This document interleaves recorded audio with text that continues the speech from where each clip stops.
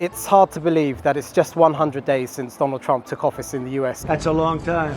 My cover story for The Banker takes a look at how the new president has taken a swing at the global order.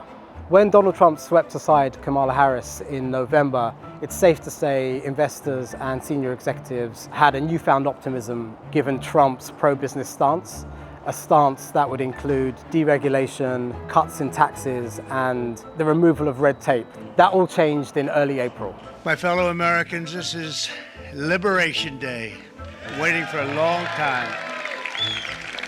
Optimism was already waning by then, but on April the 2nd, equity markets tanked. We saw US stocks, they had their worst 2 days since the COVID-19 crash, while Asian markets saw their biggest falls in decades. At the same time, we had Janet Yellen, the former Fed chair, come out and say Trump's move was the worst self-inflicted attack on an economy that she'd ever seen in her career. And in an interview with the FT, just a few days after the liberation announcement, Jamie Dimon's optimism had clearly waned.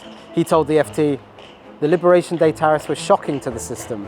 Markets are very volatile. It scares people," he said. It is clear in this term that Trump cares much less about the stock market than he did during his first term.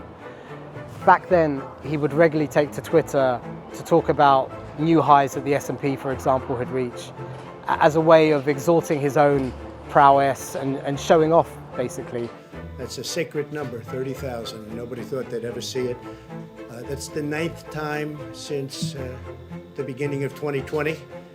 And it's the 48th time that we've broken records during the Trump administration. This time around, he has made relatively few public references to the stock market, instead referencing tariffs. China wants to make a deal. They just don't know how quite to go about it.